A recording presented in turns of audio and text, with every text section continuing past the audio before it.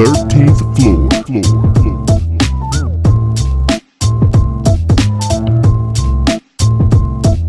The 13th floor.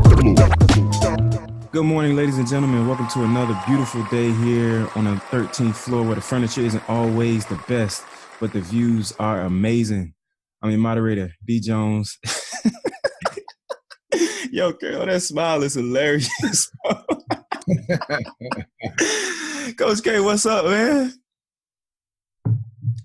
Oh, man, your mic ain't warmed up. Your mic is jacked. Your mic is jacked. Don't even. I'll come back to you. I'm glad you gave me that, man. I needed that this morning, man. I'm still angry over the weekend. Still angry from the weekend. But we got our beloved intern, Jiggy J Dace. What's going on, man? What's going on, man? Glad to be back. It's always a pleasure here on the 13th floor. You know what I mean? Hey, real quick, can I share a success story, I guess, if you will? Come for your story. All right, cool. I appreciate you. We can run you, man. See, when I was asking for stuff on the outline, now all of a sudden everybody want their 15 minutes. My bad. You good, man. I am fresh. Yo. What's happening, player? Man, you know, we are out here always ready, always cryptified, always diversified, and always motivated. I don't know. Let's get it. Let's get it, man. Make sure y'all check out that Barbershop Boogie 2, right? Barbershop Boogie 2? Fire. That's actually that'd be Barbershop Doo-Wop 5, ladies and gentlemen. Barbershop Doo-Wop. I just made that up in my head. It sounds good. Barbershop Boogie coming soon. And last but not least, our BFBG Faison. What's happening? What is going on, people? Voice is almost back. I'm at 90%. I'm happy. Couldn't sleep last night, so I got up early. But yeah, man, I'm ready and excited. Yeah, let's do this thing. Let's do it, man. So J Dace, we on you, man. You say you got a success story you want to share with the people. Yeah, man. Well, I want to more so. It's a story of. I want to leave a review for the podcast live, if that's okay. I just want to express gratitude. You know what I mean to this group, because I know y'all did it last podcast, but I really mainly you, B. Like your willingness to share. If it's just for Brett, then you can call him offline. You don't need to No, it's to everybody. It's for everybody. No, hear me out, okay? Hear me out. Because I was going to put you in there too. You know what I mean? Hold on. Should have led with that. No, man, but your willingness to share about, how you dropped the ball with your lady and spending time, initially, right, and the recovery. Because I had a similar experience just last night, actually. You know what I mean? And then, you got to learn from the mistakes, bro. Yeah. Well, no. I did. Hear me out. So she asked me, when I work, like I'm a hard worker, so I work like all day, right? So she came up to me like, so how does it feel working all day? And I'm like, I look at her, I'm like, normal. You know what I mean? Because I do it all the time. But then I was like, oh, wait. They just talked about this on the podcast. Like, this Brett. And then that what Carol said, bet. I closed the laptop, shut it down. All right, babe, it's me and you. What we doing? So I appreciate you guys. You know what I mean? Your life lessons, and I try to apply it. Hey, yeah, we appreciate you listening to the podcast.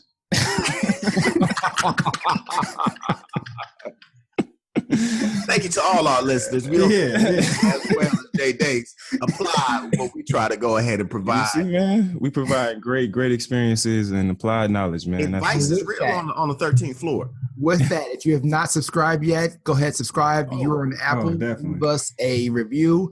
It kills me that Android doesn't help that process, but if you subscribe, it will push us up on the numbers. But Apple, subscribe, leave a review. Thank you. Thank you. So it's been a crazy weekend, man, as far as protests are concerned. We had the March for Our Lives this past weekend for the gun violence that, struck Parkland, Florida. I thought it was an amazing display, looking into all of the background and these young men and women, children, so to speak, organizing this. And then they're organized all over the country and some places in the world. But they marched on Washington, gave their speeches, and I'm seeing people as young as 11 and 7 years old getting up there and, sharing their responses and trying to get this gun violence thing under control, man. So I want to get you guys' take on that as well, because it's really an interesting display of like political power. And I'm really interested to see what it brings to the, going forward, because, some of these high school students are actually going to be voting in 2018 and 2020. So get you guys' take on that. Well, I think it's this is just changing the platform. So we've it shifts several times in generations where people are focused and they're kind of going away. I think that we had that big change shift when President Barack came in. Everyone was all gung-ho. And it wasn't just black. It was black, white. I mean, everyone was like, oh, I see what's going on. And then, years passed, and 4 years, okay, he got renominated again, got elected again. But, it wasn't the same as that first time. And then we roll to this one where it was kind of more of a show aspect. Mm-hmm. I think that if whoever's coming in now, and if President Trump tries to do that whole show aspect, it's going to be complete opposite, because you have people now who want hard facts on things happening to them, to their families, to their friends. And the NRA, unfortunately, is going to be one of those main topics, like the wall was years ago, that what are you doing? How are you going to stop this? What's happening in your state? Because if you don't want to do this, then you're going to lose Republican or Democrat, no matter who you are. These kids want change. It's funny you say that, because I just read something also about Trump looking for allies, because they just had another big loss in the Republican Party for the that midterm, or I think some election in Pennsylvania. They lost? Yeah, I think he dropped out. The Republican candidate dropped out. So that's another big loss that's hitting the Republican Party. So now looking for allies, and the NRA being one of the most politically influencing allies for the Republican Party. It's going to be interesting to see where that falls as well. It's just crazy, because it's not that they're saying take them away. Right. The NRA's fight is always like, Second Amendment this, and you can't do this. But, in the beginning, when there was alcohol process, you drink it at 16 or at 12, whatever it may be.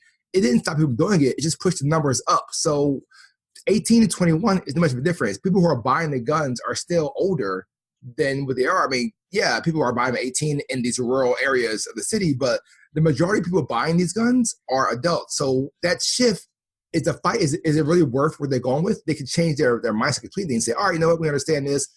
We go 21. We'll move forward there. And that's a win for everybody. But no, they want to fight the 18-year-old amendment, which is these guys are in college. They're stupid. They don't know if they want to do anything. They can't buy alcohol yet. So they're going to be able to buy a gun. It's just like crazy. Yeah, and I think that's really interesting to me. The age and how they're limited and what they do to try to make it more difficult to get guns. I mean, I think the age limit should be 21 to buy a gun. So it's interesting, along with the psychological evaluations that have been on the table, how the NRA kind of plays it, where they're pushing for Second Amendment, but they don't want to, I guess, regulate it so much, so to speak. There's no leniency, and I think that's what. Just like the Constitution, right? It was made so long ago, it needs an update. We don't still run on DOS system on our computers. Everything evolves and updates. And I think that's one of the most frustrating things with like government and older, traditional establishments, where they run so much on tradition and the history of what's happened that they don't take the time to adapt and adjust to what's going on today. Those, right to bear arms were created when we were having to take, it took 5 minutes to shoot 2 people, because that first shot you had to then go back and take the thing and jam some gunpowder in there and put a ball in there, that it wasn't a quick, rapid pace weaponry that they were talking about using. And so there's a big difference in progression and the type of weapons that are being used. And it's always a complex, situation to me that really it's not that complex. At the end of the day, I don't see why the NRA will not provide some leniency as far as regulation, especially in a period like now where it's a lot going on in the true value and need of assault rifles, and what they are made for is not for, 18-year-old, I want to go shoot some bottles in my backyard. Like, that's not the weapon that you need to be able to have access for to go and do that. I understand, it can be a sport, but it's still not, to me, that is not needed. It's not necessary. Or there can be, hey, you want to shoot AKs? That's fine, but you need to shoot them only in these regulated, gun shops and everything. Like, I don't see the need and necessity of having to consistently say, yeah, I need to know I can have 20 AK-47s and 2 assault rifles. Like, I don't understand why there's a problem with that. And I've seen The Walking Dead. I don't feel comfortable, you know, next door to me with these 30 guns, you know, artillery. I don't know what's going to happen if we have an argument over, you know, the fact that you didn't mow your grass line correct, and now you feel that you are weaponized to be able to come and do whatever. I did go to one of the actual marches yesterday, though. It's wild to watch so many people getting riled up that you can see a lot of the similar. I saw a tweet where somebody said it was hard to watch the marches because they saw a lot of the same posters we were holding up for Black Lives Matter being held up now. And back then they were being scrutinized. And today, all of a sudden, everybody's rallying behind it. So even in me being at the rally, I live in a definitely a heavily Caucasian penetrated area. So I have a lot of white people who were there. And it was interesting seeing them so passionate about the issue. And I mean, like, vote him out, vote them out, vote them out, chanting repeatedly. And I mean, from 8-year-old up to 80, you know, that very passionate about it. But I definitely felt that moment of this same energy was swayed when it came to Black Lives Matter. Right. And you know, it's the same thing that they're doing in the media, where it's a hard place to sit, where I'm still passionate about the issue, but I feel that like it's still it's like the Colin Kaepernick right now and Johnny Manziel, right? Where it's that, look, I believe they both deserve a chance, but you cannot deny the fact that there's an issue with the fact that Colin is not getting his fair chance, whereas, you know, Johnny's now back, you know, into the opportunity. And it's the same thing where with these shooters, there's a lot of larger issues that are apparent, but it gets frustrating when you can tell and feel the at the end of the day, the segregation of the, you know, what they're backing, and that once that little piece comes that is for the students, there's still going to be that blind eye turn towards, you know, things like cop killings, where it's, you know, all of these issues are synonymous and involve a lot of the same things. But the way that people in the media are able to manipulate the numbers and the pieces to get what they want it's a weird feeling. Like it was weird and eerie, kind of like being in that moment yesterday where I am surrounded and I can feel the passion, but at the same time, like I said, it was like an eerie, like I know if this was a Black Lives Matter rally right now, there would be more cops here. There would be a section of cops that would be like holding off probably the Black Lives Matter people. There'd probably be some more like extreme alt-right racists, you know, screaming some stuff, that it would be a lot more danger, I guess, in the air. I think like I think because it affects all of us as a whole now. You know what I mean? With it's not just touching, because stuff like this happen, you know, in the inner city frequently. You know what I mean? So it affects the America as a whole. And I heard I just recently read something. I can't remember her last name, but I can't remember her last name, but Spokesperson, she said a white mother's tears are ratings. Oh yeah. Like, and I was like, when I heard that, I was just like, wow, like NRA. I mean, like that. NRA chick said that. Yeah, she came on. Yeah. And she said that a white mother's tears are ratings, and I'm like, that's where it all. That's the agenda. You know what I mean? That what's going to get the most attention, and how are we going to be able to monetize that attention? And yes, 100%. But at the same time, it's not the same in inner cities, because in inner cities, it's not about the randomness of one person going in and destroying the whole school. In inner cities, there's issues with guns, yes, and there are issues with gangs, yes. But the same gun issues that we're speaking about right now, it's while it is the same, it's a different area, because again, in inner cities, you're not seeing, you know, he came in and shot up the whole school. They came in for that dude. And they came at that dude, you know what I mean? Or it was a gang. Like, there's ways to classify what had happened, where the thing about the Parkland shooting, that now all of a sudden you're getting into these, you know, oh, well, he's just mentally disturbed. And, you know, he didn't get graham crackers when he was growing up. So, you know, that's really the reason why he's so frustrated. And it's like, no, it's not acceptable. And there's so many conversations because it goes into the conversation of bullying where, that's one of the bigger issues as well that I heard, one of the younger kids speaking about, that's more of what it's about. These people that you are seeing coming and shooting, it's because you guys are pushing them out. You guys are making fun of them. You guys are not allowing them to be themselves in a place where they're supposed to come and just be able to learn and be themselves. So but even with that, like at what point do we continue to say, okay, I get anti-bullying. Don't get me wrong. I don't agree with bullying, but coming from a person that was bullied as a kid, I didn't walk in there and say, you know what, I'm offing everybody. You know what I mean? And I just feel like that's subjective, and that's that is. Don't get me wrong. I'm like, I'm an individual, and I'm talking about the mass like that. And you are going a black conversation. It's a whole different theory of thought behind that. Yeah. So you're saying like generationally, or are you saying racially, generationally, everything, all of it? Our mindset isn't going in there, and I'm gonna go kill somebody. I got to figure out how to beat that guy up. Or I'm going so you're saying because as an African American, yes, I responded differently as a Caucasian American would have responded. You probably held it in and dealt with it inside versus going out and lashing out to the process, or you did something different. Our mindsets aren't meant to go out and I'm going to go kill these people. You're like, okay, this is just happening. This is stupid. I'm going to move forward with this. I'm going to go. I think it's I don't think that's a African American trait or because I mean, I think a better word would be culture. Where them guys were sniper rifling cats, from the back of trunks and everything. That was his daddy. He was crazy. That was probably one of the most when it came out that they were two black dudes, it was just like that was a shock to the culture. No. Yeah, like I want to say on that.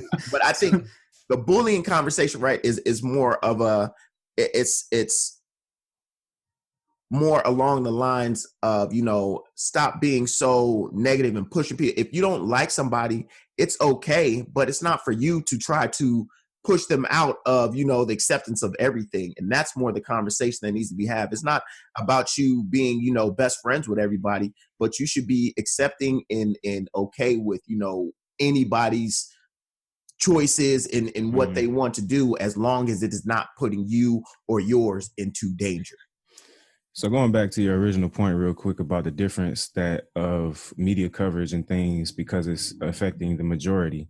I do want to point out and preface my comment with the fact that Stoneman Douglas High School student, David Hogg, he's been real vocal about what happened at Parkland. And he said that it's his school is about 25% black, but the way that they're covered doesn't reflect that. So the coverage that they're getting doesn't reflect the fact that this does affect African-American students, African-American children, in the same way that it will affect the white or Caucasian students. And then you had a couple of African-American students. I remember one young lady that got up there to speak on behalf of women and the violence and how it affects them as well. So I think these protesters and these students, these young men and women, they understand that.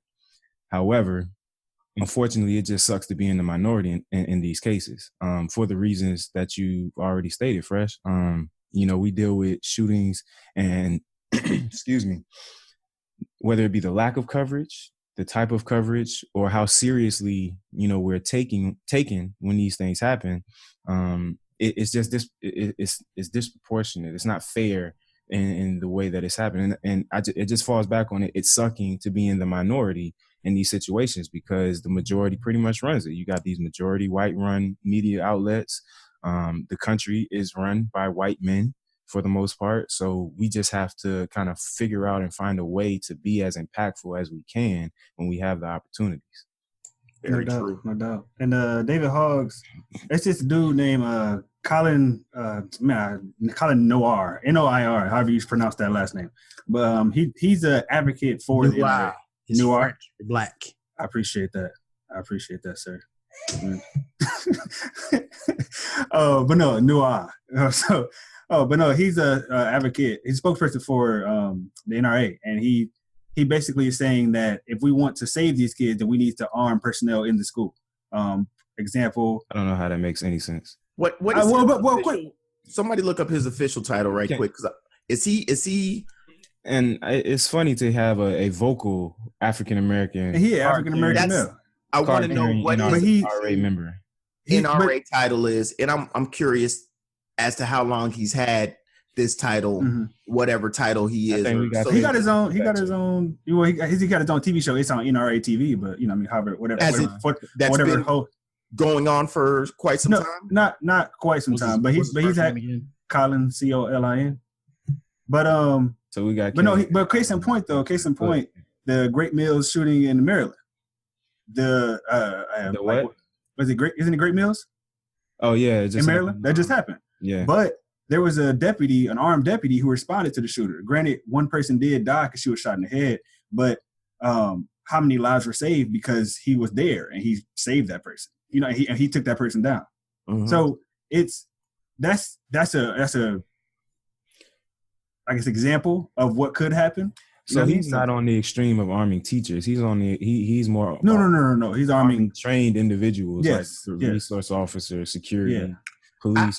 Because $3 million was donated to the march, right? But imagine if that $3 million was donated to training personnel to actually save this people in the school. Just as an example, you know what I mean? I'm the advocate of where does all this money come from now that when 6 months ago, you know, kids are having problems getting just books in their school, getting lunches, getting, you know, all of these other things.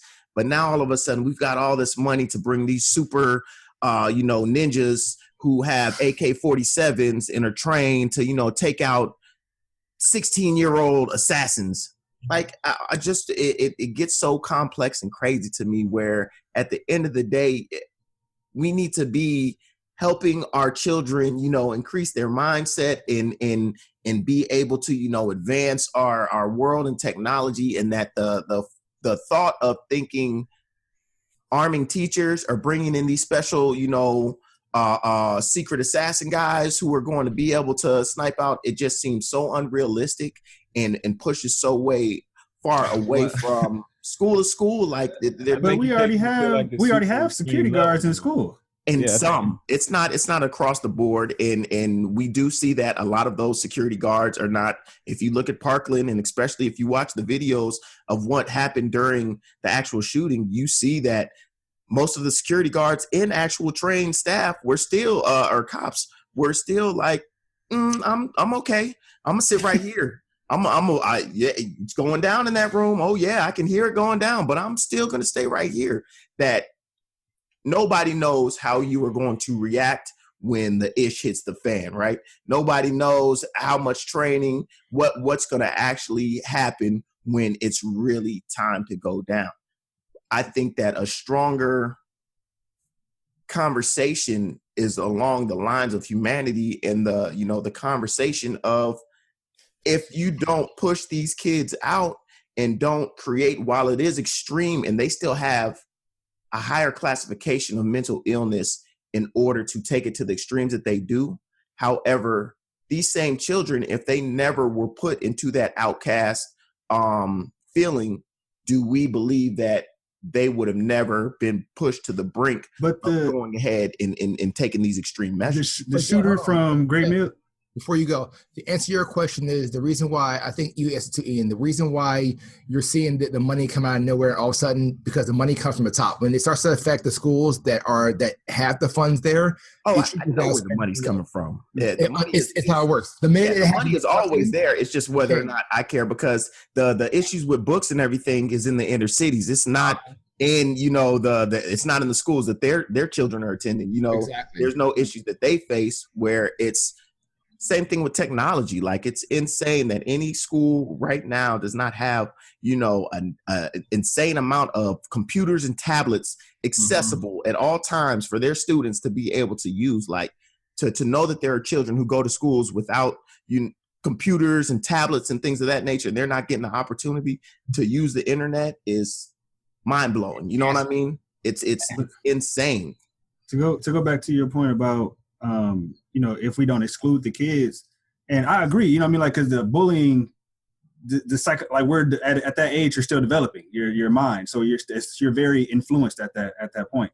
But the person at Great Mills, I believe that it was stated that he shot his ex-girlfriend because she broke up with him. Right. So that wasn't necessarily bullying. That was more so not being able to, that was conflict negotiation, like not being able to deal with something that was going on in his life. And I think that if we approach it with that, like helping these kids know how to know that, this is a part of life, but it's not life. You know what I mean? And being able to negotiate what they're going through, that will better resolve. Yeah, it's two parts though, right? Because you still don't know if that guy, just because he broke up with his girlfriend and that's what cracked him, you still don't know whether or not he was in the household his whole life, and his girl was, the only savior that he had as far as feeling like he had some worth. And once she went ahead and said, no, it's over, that's what cracked him. We're not sure. It still goes back to the instability. But I think it's twofold, right? We need to create more. One of the craziest things going on right now, right, is that kids get all these participation banners, and just because you showed up, that means that you get the same accolades and recognition as a kid who actually won the race and everything. We're just going to keep this even playing field. We shouldn't. Everybody needs to understand there's levels and everything like that, but you need to the inclusion piece of, even though we're different, we still need to be accepting. We need to be allies. Way to bring it back. But then also, yes, yourself, you can't be broken so easily.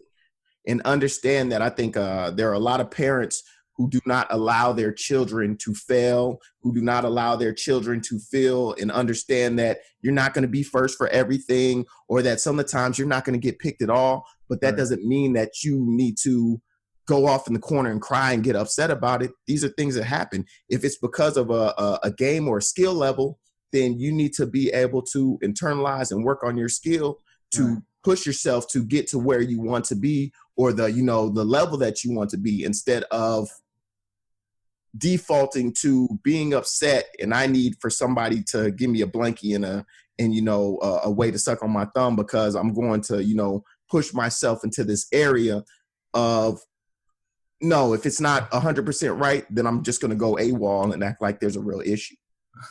Right. And it's okay. It's okay to go and, I know you said don't go in a corner and cry, but it's okay to do that if that's what it boils down to. I didn't say don't go in a corner and cry. What I said, because I do believe that I think that crying, all of that stuff, but it's about understanding that there needs to be a conversation and an ongoing understanding of how you manage your emotions and being able to, there's nothing wrong with being sad, upset, and crying for 2 days because you broke up with your spouse or your significant other. But there is an issue if you allow that to transfer into you hurting them or hurting other people. Right. There is an issue if you allow that to then stop you from going to work for 2-3 weeks and compromise your job or relationships with your family and everything else. It's about understanding it is okay to sulk and internalize some things and be able to express your emotions regarding them, but understanding, what are those points and limits of not, going out of bounds. And it's hard to say, who am I to tell you, how to control your emotions, but there needs to be a larger conversation around, those extremities, because you see kids having tantrums in the middle of Walmart, a box of cereal that they're not allowed to get. The conversation needs to be cut right there of, it's okay that we're not getting this cereal, and you need to, these emotional outbursts, the more that you allow them to continue to go on, the more that they grow and become more of an issue. Coach, you look like you burned to say something. You guys are so far off topic at this point, but I'll bring you back. I was about to. Thank you, sir. You're welcome, sir. One of you did mention Walmart, though. That's a great segue into what I was going to say. Everybody's so riled up about the Constitution and the Second Amendment. However, the guns that we choose to sell and the age and the profile of people we will sell them to is really up to the decision of the retailer. So 3 years ago, Walmart decided that they were no longer going to sell assault rifles. And then most recently, Dick's Sporting Goods, who was actually the nation's largest retailer of weapons, has decided that they will no longer sell assault rifles as well. And not only that, they will no longer sell guns to anyone under the age of 21. So there are things that can be done. I think we always talk about the political side of this, but nobody talks about the economic impact of these decisions. So those are two really big things. And then there's a much larger movement going on that I don't know if anybody's paying attention to. So excuse me, if you think about it, in a time of crisis, what is the first thing that we normally see people are instructed to do? Find shelter. So let's say a boat is going down, or a plane is going down, Remain or calm. We know some place is going to be attacked. What's the first thing you do? Remain calm. I don't know. Okay. What's the next thing? Police. Put on your face mask before you put on somebody else's. No. Call the police, man. Yeah. Nope. Run I it. have no idea. They always tell you to secure the women and the children. Make sure the women and the children are safe. The men take up arms and go out to do what's necessary. In this particular case, we have the women's movement that sparked off first. And then now you have the kids. Oh. So we're in a time of crisis and the roles are reversed. The women and their kids are now pushing the movement to come save a country that had traditionally been by men. It's very interesting. Deep. And that's why he waited to talk. It's very interesting. So there's a much bigger movement going on, and you wonder how change is going to come about. Because for the women that weren't involved, well, now that their babies are involved, their grandchildren are involved, guess what's going to happen? They're going to be very involved. They're going to be very involved. Did you guys see? And who has the most impact on the decision or the viewpoint of any man? Women. The women. Yeah. So get ready, because it's coming. Did you guys see Jay-Z's the latest video? Is it 444? Yeah, I'm not sure. With the women. Yes, exactly. Where Blue Ivy is literally like the president of the future. Yeah. It's Oh wow, no. yeah, you need to watch that video. It's with Carol's statement. It's really interesting. I mean, Now looking at that video and really seeing how it's a drop in the bucket of that potential push of real change. yeah, and I mean we've been saying it for a while, as far as the women becoming more prominent and everything. So it's not surprising to see them at the front, to see the children at the front of this movement is surprising, but to see the women right behind them, like you said, Carol, get ready because it's coming. And it's not too much that I think the men in power at this point are going to be able to do to stop it, because it's going to come with a force, and we as men on the 13th floor in this society are going to be behind that force, and eventually get to the front of it, man, because we have to. And it's look, again, it's not the. I don't want our female audience to feel like it's every man, because that's what you don't want to happen. You don't want all of a sudden for war to be declared on every man that exists. There are men that support the movement, and definitely when the kids get involved, you definitely want to see that next level of consciousness. And I think the other thing that's happening in all of this is the whole millennial thing about they're all about themselves, and they are I think that's well, even with that, you just said you don't want women to generalize men, but you just generalize an entire generation. Well, no, that he's not generalizing that. He's giving you guys props. General, but he's saying that's not true. That's falsified. Now you can see that movement is that thought's my bad misunderstanding. Obviously, I got you, Kay. I got you. Anyway, thank you. We're gonna edit that out to make you look a little bit. No, leave it in, because that was definitely misunderstanding. Yeah, no, it was. But I think that has been the most impressive and most impactful piece of watching, the last 3 months of, this political and economical landscape, and seeing everything is that surprising piece, right? We always felt that millennials were attached to this and didn't care about anything else, and seeing how, in tune and looking for change, I'm really impressed, and I'm really hopeful for the change that they're going to be able to infuse into our society, right? I think in Florida alone, there's going to be over 1.3 million new voters in that, bracket who are getting their first opportunity to take part in a lot of these political elections that are coming up.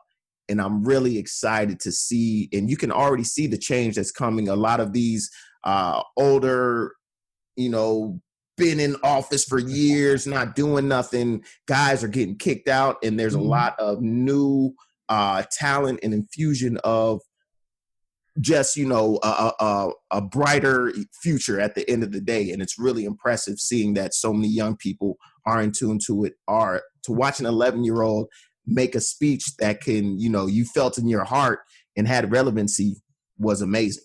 So it's awesome to see that they are carrying the torch. Yes, it is. Before we wrap this up, did we find anything on Colin Noir? Oh, I absolutely did. So what we know about this young man or this old man? Know is that Colin Noir is not his real name. So he's actually going by Colion Noir, Colion. I'm sure Colion probably means something, or they just tried to make it. Yep. Anyway, so his real name is Collins Ayer Idahan Jr. And he's born in Houston, Texas. He was a gun rights activist, and he has a podcast on the NOR network station, whatever. NRA, yeah. Okay. They went and got him in 2013 to be a representative. So I feel like this dude he's definitely a Manchurian candidate. Just a guy that they went and got. And 100%. They're just using him, to kind of buffer Black Lives Matter and all that stuff, and all that good stuff. The Black people. So whatever. Any card carrying NRA members on this podcast? No, just gun owners. I don't know. Well, I don't even own one yet. The funny thing is, I've got my concealed. I went taking the course and everything, and I'm just not a gun guy like that. Like, I'm just not. I don't know.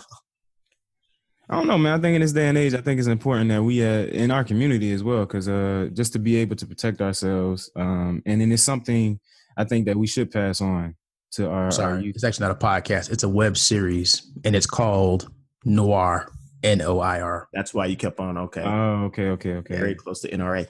But yeah, I think the gun ownership, it should be a bigger portion of our community. And I think that's a topic we'll dive into at a later date. But something else I want to get into that I found out over the weekend that apparently went on last weekend was this the shooting of Stephon Clark in Sacramento. Another cause for a lot of protests over the weekend. I heard that they shut down the Sacramento Kings game where you couldn't get in, basically. Ticket holders couldn't get in. And after looking at the videos and reading up on it for a while yesterday, it was very enraging, similar to Trayvon Martin and others. Goes on. Yeah. And others. And it was enraging for several reasons. First of all, the amount of shots that were let off because of the perspective of the officer, and those are his words, was alarming. They shot at him 20 times. And it was early in the video when you watch it, and he's, I guess, walking to them in a not very well lit backyard. I think they already had some preconceived notions, some prejudice because of what the helicopter was feeding them from above about him possibly picking up a pipe and breaking a window, which I don't understand how you can see from a helicopter. You're saying that he had a man, I forget, some type of bar, a bar or something like that, and he broke a bar or something. How you see that from a helicopter? I don't know. Well, they were chasing. They were chasing someone that allegedly was breaking windows on houses. Right. And this. But then they lost sight of this person for over an hour. Exactly. So that's where I was gonna go. Go ahead. You got it. And then the helicopter sees this young man in the backyard, and then that's when the rest of it happens. Now, it's not very uncommon for us as young men to be hopping fences and, playing in other people's backyards, especially in the neighborhood, if we're familiar with the neighborhood. So it was alarming for me to hear that, to see that. You watch the video, and as the cops run around the corner, and it's literally like a split-second reaction. They come around the corner, tell him put his hands up, and right after that, it's yelling, gun, gun, gun, and they just let it off. Light him up. It's so angry. I get so angry because here is a young man. You shot at him 20 times, and then to add insult to injury, they're calling out to this dude. Hey, are you okay? Let me see your hands. You just shot at him 20 times. Is your aim that trash that you don't think you hit him at least once? And it looks like they hit him one of the first shots hit him like in the stomach if you're looking at it from the helicopter view, because you can hear about 5 or 6 shots, like a 2-second break, and then more shots after that. But not only that, 4 minutes and 50 seconds into the video after the paramedics come is when you hear somebody say, hey, let's go get the non-lethal weapons to see if he's responsive. After you just shot at this man 20 times, after he's been unresponsive for like 3 minutes. It's really disheartening. It's really angering. Like, it pisses me all the way off because here is another soul, another child lost to the hands of the police. And although I think there has been measures taken, it's clearly not nearly enough when you have instances still like this still happening. Go ahead. It's crazy, right? The people with the most training have the shortest fuse. And it's unacceptable that we have to create these issues of not allowing people to just live life. At the end of the day, this guy was living life on, a Sunday, just doing what he does. I'm sure he's ran around those backyards, countless amount of times. It's crazy that society is coming to this point of trying to make you feel that you can't live your everyday life and you need to be so cautious about things that you would take as second nature, especially with us living in a so-called free society. However, it's also very eye-opening for the other side to finally get all of these visuals of things that we have been experiencing all our lives, in the discomfort of feeling places. How insane is it at your home? You still are supposed to have these hidden rules and regulations that you need to comply with when you are just in your backyard hanging out. It's unfair. It's crazy to think that these are the same people that we are supposed to, you have trained professionals come back with a short fuse, kill a person, cowards, and are going to, at the end of the day, I can almost unfortunately guarantee they're going to 100% get away with it, as it was a part of what happens being a police officer. And it's unacceptable, the disproportionate amount of them killing us as far as minorities and not getting prosecuted, where there's also a case in, I want to say Texas, it might be somewhere else, where pretty much a black officer accidentally shot a white lady. Came to their house. I guess there was a domestic disturbance. I don't know if the white lady was running at his car or something, but pretty much he got startled. He shot her in the stomach. She passed away. They're about to put this guy under the jail. All the way under the jail. Under the jail. As opposed to, if it's something with one of us, with minorities, it becomes same. There was another issue where a lady just got shot by cops because she was in her burning car and jumped out the car because it was on fire, and they shot her. African-American lady. Do you think that those cops and officers are going to be punished for what they did, as opposed to, the punishment being touted on this African-American cop who accidentally shot a white woman? It's crazy. And it's not to justify him shooting her, but it's the disproportion of how they regulate and how they penalize the officers who are making these mistakes. If you were going to be a trained professional, you should be held to a way higher standard. And I think that's what always blows my mind. Oh, well, but they were hyped up on cocaine and they were doing it. I don't care. You are a trained professional. No matter even when you come to a traffic stop and there's an irate person in that car, you are the trained professional. You are the one who's supposed to be able to hopefully relieve that situation without any violence.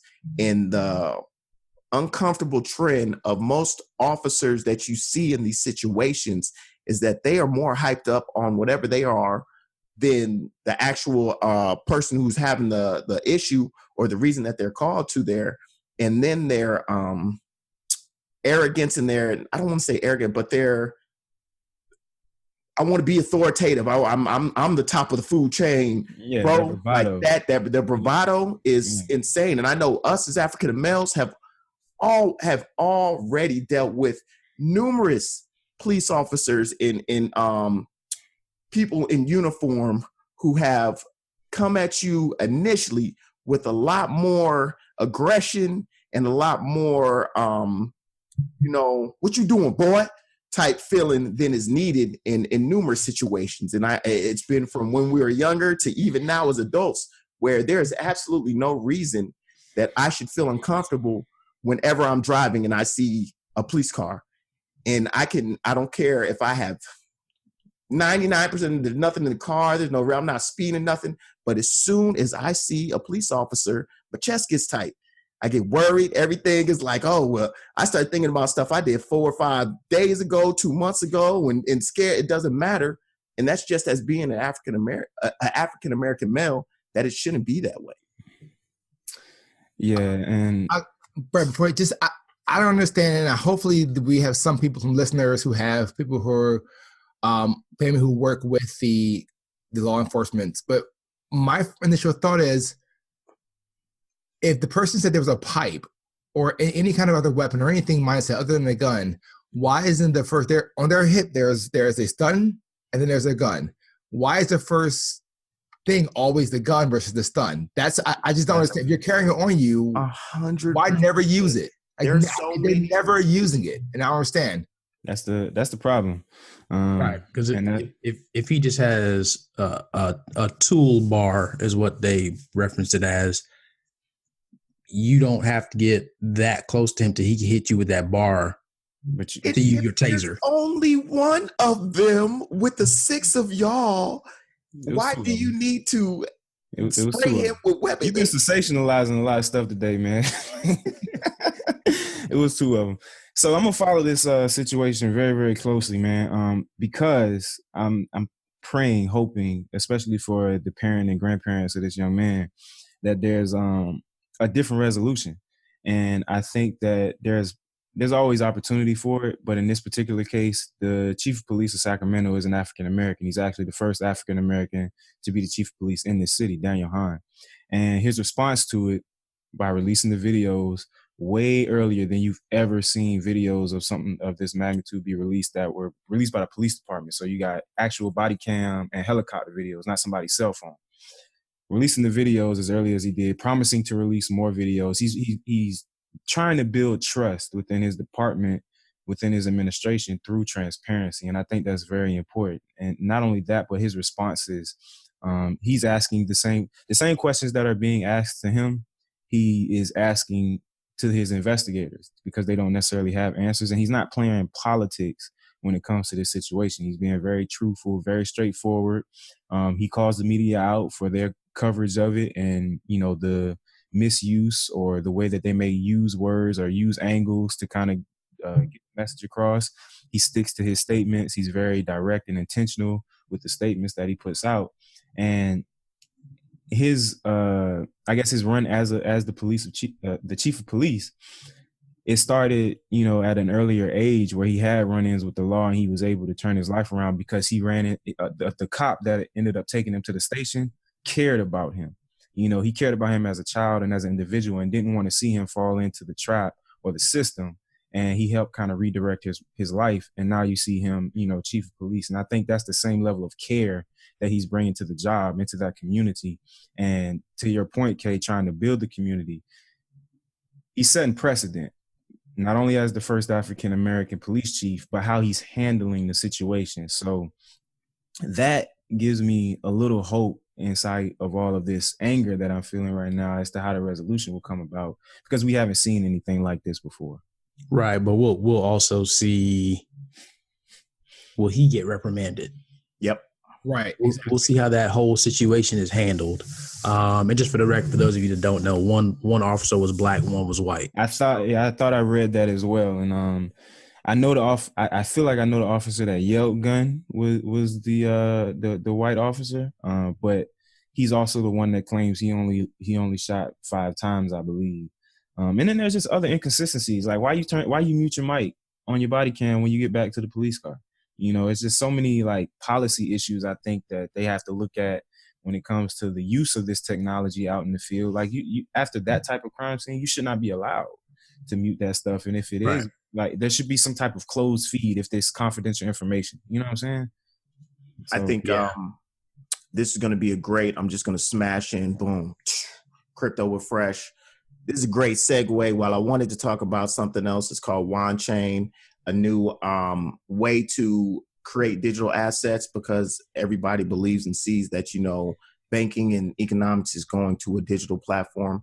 But one of the pieces of WanChain and what it will allow is instances like this. I think that, you know, the blockchain's ability to create a publicly accessible ledger allows for things like, you know, all of these videotapes and all of the, you know, the documents of what's going on in the police stations to be locked into a publicly accessible arena that alleviates all of this ability to, okay, I just had this weird case, just like Brett said, why are you going back to the car now and muting your microphone? There's absolutely no justifiable reason that you should not allow your microphone. Like everything needs to be on the record from you know, that incident on and previously actually, and it needs to be accessible in order to really understand the dynamics and really where the issues fall. And so another piece of blockchain is the ability to have these things locked in and to have, you know, when officers are out in the field, that this is, you know, all taped, recorded. And if you are not willing to be taped and recorded, then there's a bigger issue and you probably don't need to be an officer. And that's kind of the way that it's moving, is the ability to have that accountability. The ability to have that accountability is what is going to be precious and poignant in the future, and being able to create out of quote unquote cryptocurrency and the blockchain revolution, being able to create these instances and avenues of going ahead and creating checks and balances that are going to push us towards a better and more open future. Who knows what that transparency is going to pull up, right? Like an onion, the layers that it's going to expose, because that's really the biggest thing right now, is just like in politics, the good old boy tradition within police enforcement and law enforcement is the issue that is becoming so red hot and apparent right now. Is you have the traditional good old boys batting heads with the new blood who's coming in there, and the trying to hold on to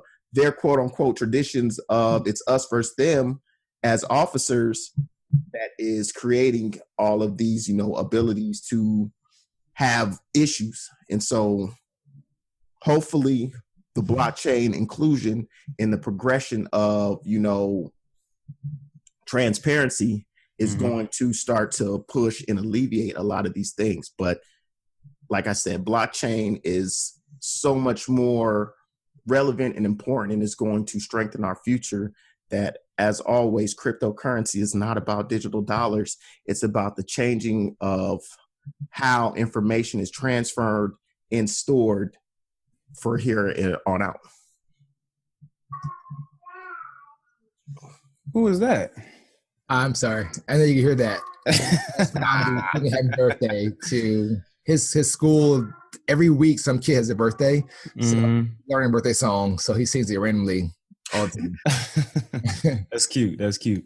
Faison, man, we need you to add some more levity to this podcast, man. We've been real serious lately. So yeah. So I was over the weekend or so last week listening to satellite radio, and I happened to turn to the Backspin channel. There you go, okay. And heard the T-Pain song. And some reason that drive from here to DC, I was focused 100% on like the words of the song. So I was singing it, and usually you make your own little word or whatever it may be.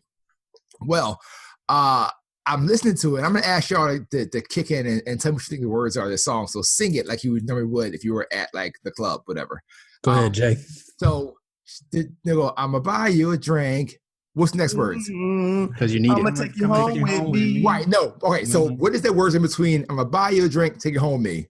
Ooh, I thought he just ooh. He was just oohing, yeah. Exactly. No, this dude says, and then I'm gonna take you home with me. Hey. I was like, well, that was ooh-wee. No, you can't know. So that man brought some fillers in. That's I was like, I always thought it was a Charlie Mack kind of throwback. I mean, Charlie trying to throw back Uncle Charlie thing like ooh-wee. But no, this dude was saying words like, and then I'm gonna take you home with me. And I was like, wow. So again, isn't that how it normally works? Yeah, but everyone thought it was if you do it right now, you just take a survey, they're gonna all go, ooh-wee. They're gonna do it was just something, yep, just noise. So it's just crazy. And that was my moment when I was in the car, like, did he just say and then? I think, T-Pain is very underrated for his because of the fact that he made the auto-tune so popular. A lot of people. Who was doing it before? Was it him or is it Wayne? I feel it was him first. He was the real one to bring it back and really use it. And then everybody started Wayne, Kanye. Everybody started coming to him to get the understanding and better. Oh yeah, Kanye. No, but wasn't Kanye before? Kanye's absorbed. That's what Kanye taught Drake how to do this, right? The absorb your powers movie, where if you watch Kanye's career and Drake as well, they go and they find the new talent and they go and do the X-Men. I'm gonna touch you and come in the studio, let's do it, and just be sitting there record him doing everything and are watching loops of T-Pain. What buttons was he pressing on there? Okay, and they learn they take the next person's genius and let me learn how to do that directly from the person, and now I can do it and move it into my arena. But I think that again, T-Pain doesn't get enough recognition for he's actually an awesome singer, and then further than that, his lyricism. He is. Yeah, no, he's actually, if you look up some videos in no auto-tune, this man will jam out on the piano almost on some Jamie Foxx type stuff, where it's just like vibing in a lot of freestyle and just like doing it, that people don't recognize and understand how much of a true artist he really is. And just another segue, Fresh Jam of the Week. If you guys go listen to it's the T-Pain Booty remix. Yes. Black Youngster song. Yes. Killed it. It's amazing. It's amazing. I mean, from the very beginning, you're just like, this guy just totally just blew my mind. Like he just done it down. Oh, happy to have him back. I was like, T-Pain. Hey, Faison, we stand over in your corner, man. What you got for us this week? So the corner this week is something that I had to do myself, and at work, he's happy. It's not a cry. So, and I paused purposely so you can hear that. Admit your mistakes was this week's corner, because we tend to sometimes think that we are perfect, or we can't change, do anything else, or we don't make mistakes. But you can humble someone and you can grow integrity. You can grow someone's friendship by just saying, you know what, you're right, I was wrong. I made a mistake and I'm taking care of that and fixing it. So just admitting the mistakes, moving on from it, learning, and then going forward can build a stronger bond than you thinking you were always right. This is with relationships, this is with work, this is with self. All these three things you do, I mean, all that can change just by admitting, my bad. I wasn't there yet. It was a mistake on my part. Was that your intentional arts corner, or was our conversation kind of influencing that? No, I had that. I'm always like a week ahead, but as we talk through the week, I find that thing, and I had it already lined up. Awesome. Awesome. Ladies and gentlemen, before we wrap, man, Coach K, you're going to wrap this thing, but we got to remind you, you can get this podcast on iTunes, Google Play, watch the videos on YouTube. You can get on SoundCloud, and make sure you're following all our social media platforms. Make sure you sign up for notifications. That's mandatory. Sign up for notifications so when we post something new, you guys get the buzz and you're already in the know. And it's not that you got to scroll through your news feed and find out that we posted something Thursday and you not seeing it till Sunday. Facts. Hey, man, social media is just way too complicated for me nowadays, man. You can't just hit follow anymore. You got to hit follow, then, oh, yes, be notified. Oh, yes, I like this. Like, and then the algorithm, it just, whatever. But, yes, get connected with us. 13th floor, please, on all the social media handles. You can drop us a line. For our Spanish listeners. Yes, por favor. 13th floor at flageology.com is the email if you need us for anything, topics, anything of that nature. That's all I got. Coach K, how we going to wrap this thing today? We're going to wrap it like this. In light of everything that we've spoken about and the women's movement, the youth movement, those of you that are in power, we tend to do things that will stretch the people that you are in power of or you're in trust of.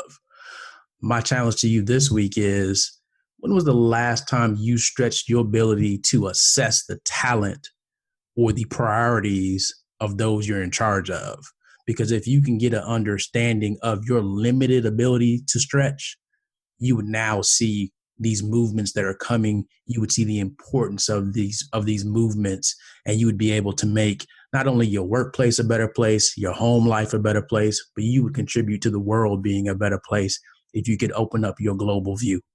Can we shoot that in a tweet to number 45, man? Send that straight up the chain to whitehouse.gov. I think that'd be very, very good. We should try and get in there, man. Get Coach K in there, hold a couple seminars on this topic right here. Can we do that? 100%. In the White House? Yeah. Right in the White House, baby. Hey, let's do it. Let's do it. All right, ladies and gentlemen, we're done here on the 13th floor, where the furniture isn't always the best, but the views are amazing. And you can get up to the 13th floor any way you'd like, but there's only one way down. The window. The 13th floor.